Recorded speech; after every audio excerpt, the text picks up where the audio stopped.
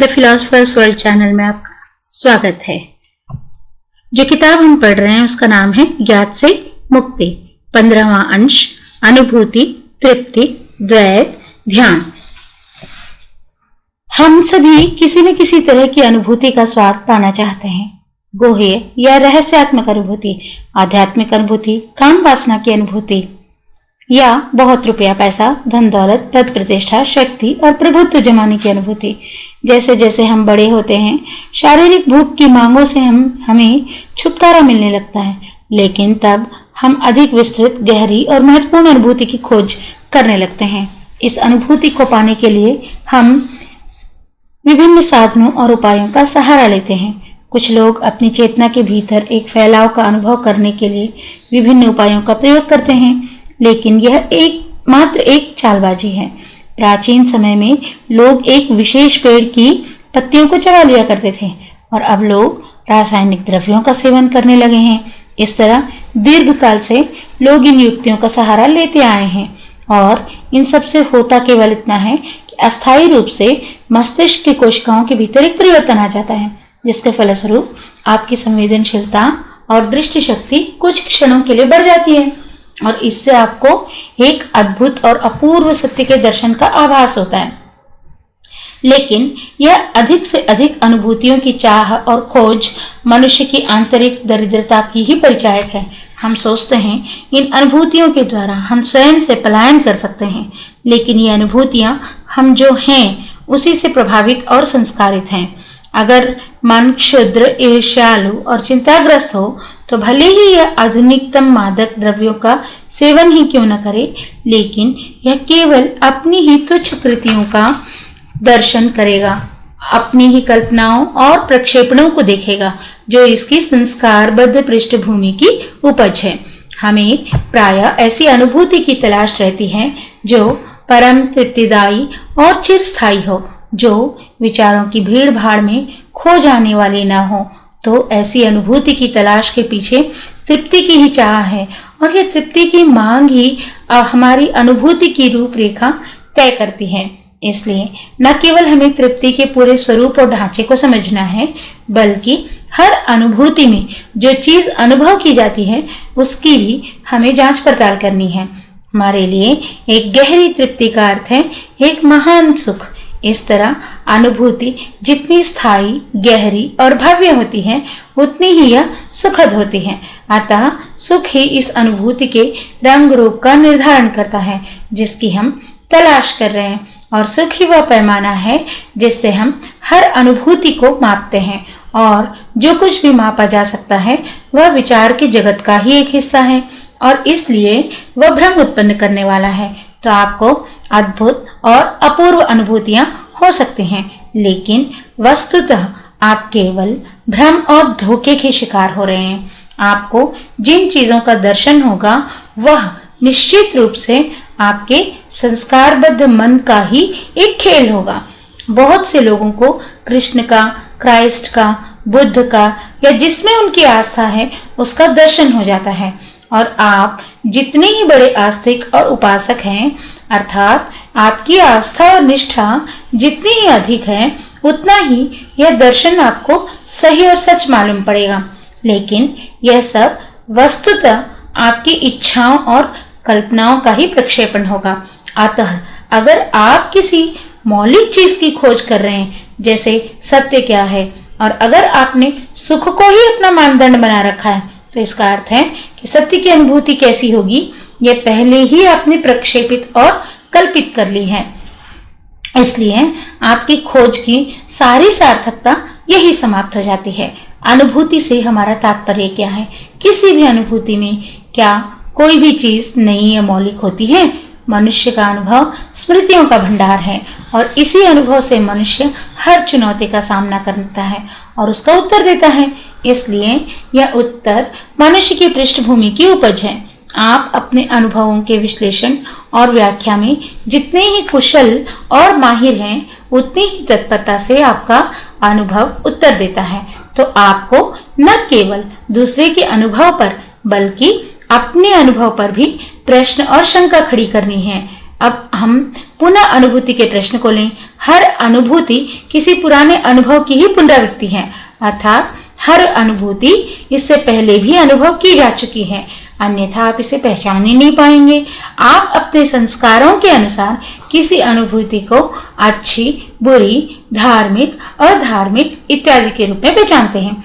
इसलिए हर अनुभूति की पहचान अनिवार्यतः पुरानी है। हम सभी सत्य और वास्तविकता की अनुभूति प्राप्त करना चाहते हैं। किसी चीज का अनुभव करने का अर्थ है उसको जानना। इसलिए जिस क्षण हम वास्तविकता को जान और पहचान लेंगे, यह हमारे मन में चित्रित हो जाएगी। फिर यह वास्तविकता है ही कहाँ, क्योंकि यह तो विचार और समय के जगत का ही हिस्सा हो गया। जिस वास्तविकता के संबंध में विचार सोच सकता है, वह वास्तविकता है ही नहीं। अगर कोई अनुभूति सचमुच नई और अभूतपूर्व हो तो हम उसे पहचान नहीं सकते। उसे पहचानना असंभव है। हम केवल उस चीज को पहचान सकते हैं जिसे हम पहले से जानते हैं। इसलिए जब कभी हम कहते हैं कि हमें तो एक बिल्कुल नई अनुभूति हुई, तो हम अनजाने ही एक झूठ बोल रहे हैं। आजकल विभिन्न मादक द्रव्यों के माध्यम से चेतना के फैलाव द्वारा जो एक नई अनुभूति प्राप्त की जाती है, वह चेतना के भीतर की ही एक घटना है और इसलिए एक निहायत क्षुद्र और छोटी सी बात है। इस तरह हमने एक अत्यंत मौलिक और मूल्यवान सत्य का पता लगा लिया है, और वह यह है, जो मन तथाकथित एक गहरी और अद्भुत अनुभूति पाने के लिए लालायत और प्रयत्नशील रहता है, वह मन अत्यंत छिछला और कुपमंडूक होता है, क्योंकि वह सदा अपनी ही स्मृतियों में डूबा हुआ जीता है। अब अगर हमारे पास कोई अनुभूति हो ही नहीं तो हमारा क्या होगा? हम अनुभूतियों और चुनौतियों पर निर्भर रहते हैं ताकि अपने को जगाए रख सकें। अगर हमारे भीतर कोई संघर्ष, व्यवधान और परिवर्तन ना हो तो हम गहरी नींद में चले जाएंगे। इस तरह चुनौतियां अधिकांश लोगों के लिए आवश्यक हो जाती हैं। हम सोचते हैं अगर हमारे पास चुनौतियां ना हो तो हमारा मन मंद, सुस्त और चौपट हो जाएगा, और इसलिए हम अनुभूतियों और चुनौतियों की ओर उन्मुख होते हैं ताकि हमें निरंतर उत्तेजना और तीव्रता मिलती रहे और हमारा मन तेज और तीक्ष्ण बना रहे। लेकिन वस्तुतः अपने को जगाए रखने के लिए चुनौतियों और अनुभूतियों पर निर्भर होने से हम केवल अधिक से अधिक मंद और संवेदन शून्य हो जाते हैं। जगे रहना तो दूर की बात है। इसलिए अब मैं स्वयं से पूछ रहा हूँ, क्या बिना किसी अनुभूति और चुनौती के समग्र रूप से जागृत रहना संभव है? अपने अस्तित्व की सतह और परिधि पर के थोड़े से बिंदुओं पर ही नहीं, बल्कि अपने प्राणों के अंतरतम में समग्र रूप से जागृत रहना क्या संभव है? इसके लिए चाहिए अपार संवेदनशीलता, शारीरिक और मानसिक दोनों तलों पर। इसका अर्थ है मुझे अपनी सभी मांगों से मुक्त होना पड़ेगा, क्योंकि जिस क्षण मैंने मांग की नहीं कि मैं अनुभूति के मोहजाल में पड़ा नहीं, और तृप्ति की सभी मांगों से मुक्त होने के लिए मुझे अपने भीतर गहराई में जाकर जांच पड़ताल करनी होगी और तृप्ति की पूरी प्रकृति और इसके स्वरूप को समझना होगा। द्वैत से ही मांग जन्म लेती है। जैसे मैं दुखी हूँ और मैं किसी प्रकार सुखी होना चाहता हूँ, तो इस सुखी होने की मांग में ही दुख छिपा हुआ है। जब कोई अच्छा बनने के लिए चेष्टा करता है तो इस अच्छाई की चेष्टा में ही इसके विपरीत यानी बुराई छिपी हुई है। इस तरह वह हर चीज जो आरोपित की जाती है अपने साथ अपने विपरीत को भी लिए हुए चली आती है। किसी चीज पर काबू पाने का प्रयास उस चीज को और भी अधिक मजबूत कर देता है जिसके विरुद्ध यह प्रयास और संघर्ष किया जा रहा है। जब आप सत्य और वास्तविकता की अनुभूति की मांग करते हैं तो यह मांग जो है उससे आपके असंतुष्ट होने के कारण पैदा होती है। इस तरह हर मांग जो है उसके विपरीत की चाह और खोज है, और हर विपरीत में अतीत की स्मृति बीज रूप में मौजूद है। मनुष्य के भीतर किसी न किसी मांग का जो ये निरंतर क्रम चल रहा है उससे उसे मुक्त होना होगा, अन्यथा द्वंद्व के इस विस्तार का फिर कोई अंत नहीं। इसका अर्थ है स्वयं को इतनी समग्रता से जानना कि मन की सारी खोज और दौड़ धूप स्वतः ही बंद हो जाए। ऐसा मन किसी भी अनुभूति की मांग नहीं करता, ना ही यह किसी चुनौती की राह देखता है। यह चीजों को उनके सहज स्वाभाविक रूप में लेता है, ना कि चुनौती के रूप में। यह ऐसा कभी नहीं कहता मैं गहरी नींद में हूँ या मैं जागृत हूँ। यह पूर्णतः वही है जो यह है, और अधिक की चाह एवं खोज में केवल छिछला, कुंठित, संकुचित और संस्कारबद्ध मन भटकता है। तो क्या इस और अधिक से मुक्त होकर, अर्थात तुलनाओं के इस अनंत क्रम से मुक्त होकर इस संसार में जीना संभव है? यह निश्चित रूप से संभव है, लेकिन इसके लिए आपको स्वयं इस प्रश्न की गहराई में उतरना होगा। इस पूरे प्रश्न की जांच पड़ताल ही ध्यान है। ध्यान शब्द का प्रयोग पूरब में और पश्चिम में दोनों ही जगहों पर अत्यंत दुर्भाग्यपूर्ण ढंग से हुआ है। ध्यान की विभिन्न परंपराएं, पद्धतियां और विधियां प्रचलित रही हैं। एक पद्धति कहती है चलते हुए अपने पैर के अंगूठे की गतिविधि को देखते जाओ, देखते जाओ, देखते जाओ। कुछ दूसरी पद्धतियां हैं जो नियमित रूप से आसन और प्राणायाम करने का और एक विशेष मुद्रा में बैठने का निर्देश देती हैं। एक अन्य पद्धति में सजगता का अभ्यास कराया जाता है, लेकिन ये सारी क्रियाएं एकदम यांत्रिक हैं। अभी एक नई पद्धति जो चली है उसमें आपको एक विशेष शब्द या मंत्र दे दिया जाता है और कहा जाता है कि अगर आप इसे दोहराते चले जाएं तो आपको एक अद्भुत भावातीत अनुभूति प्राप्त होगी।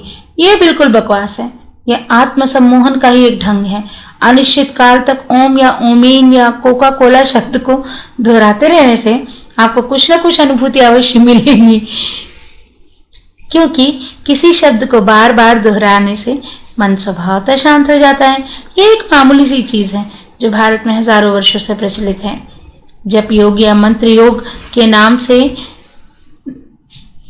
तो इस बार बार के दोहराने से आप स्वभावतः मन को थोड़ा मृदु और नम्र होने के लिए राजी कर सकते हैं, लेकिन तब भी तो यह वही क्षुद्र, निकृष्ट और दीनहीन मन बना रहेगा जो पहले था।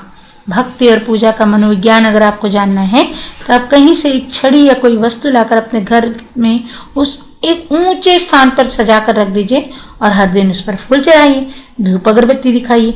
1 महीने के अंदर वह आपके लिए निष्ठा, भक्ति और पूजा की वस्तु हो जाएगी। फिर किसी दिन यदि आप इस पर फूल न चढ़ाएं, धूप दीप न दिखाएं, तो आपको लगेगा कि पाप हो गया। ध्यान का अर्थ किसी पद्धति का अनुसरण नहीं है। यह अनुसरण या किसी शब्द की निरंतर पुनरावृत्ति भी नहीं है।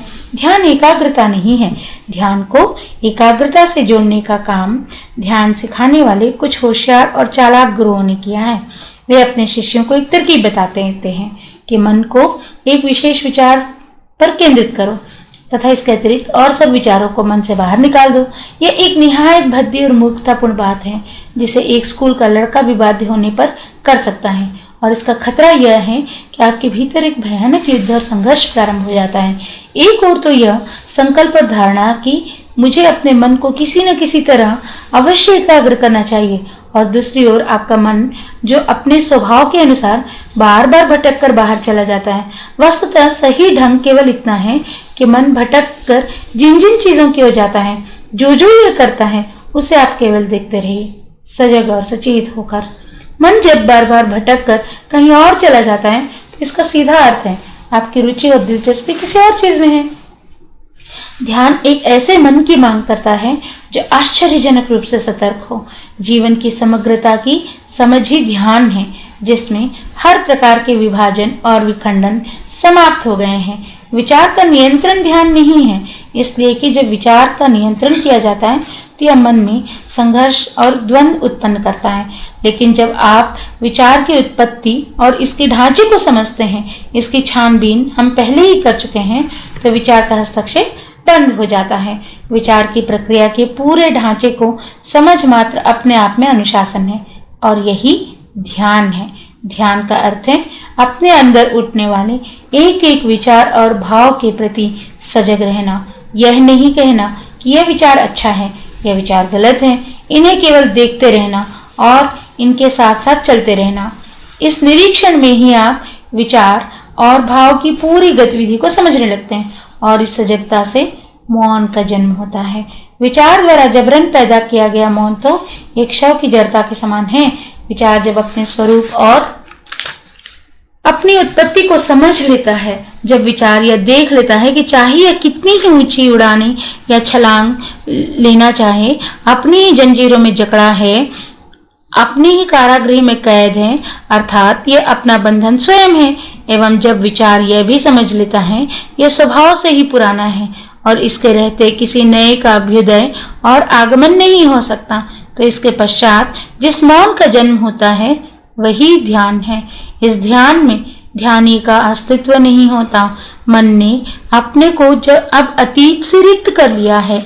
अगर आपने केवल 1 घंटे के लिए भी इस पुस्तक को ध्यान से पढ़ा है तो यह ध्यान है।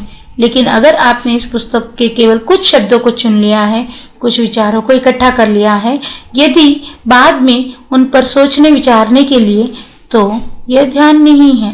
ध्यान मन की वह अवस्था है जो हर चीज को उसके समग्र रूप से पूर्ण सजगता और होश के साथ देखती है। और आप सजग, सचेत और होशपूर्ण कैसे हों, यह आपको कोई सिखा नहीं सकता। अगर यह आप किसी पद्धति से सीख रहे हैं तो आप पद्धति के प्रति भले ही सजग हों, लेकिन यह सजगता नहीं है।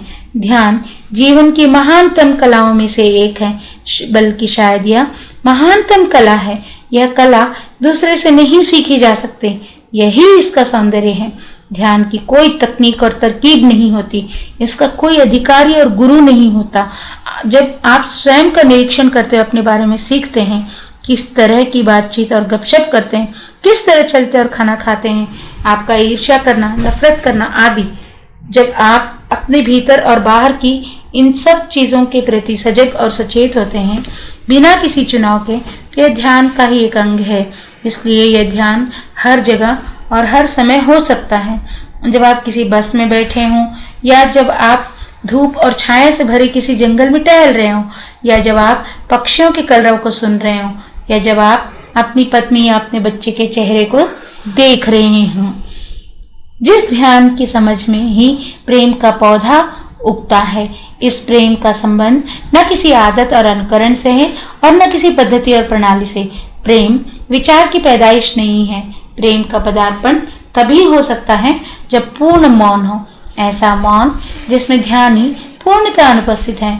और मन तभी मौन और चुप हो सकता है जब यह विचार और भाव के रूप में अपनी सारी गतिविधि को समझ लेता है। विचारों और भावों की इस गतिविधि को समझना तभी संभव है जब इनका निरीक्षण करते समय इनकी निंदा न की जाए। इस तरह से निरीक्षण और अवलोकन करना ही अनुशासन है। इस प्रकार का अनुशासन उन्मुक्त और तरलवत होता है। यह नियमबद्धता का अनुशासन नहीं है। धन्यवाद।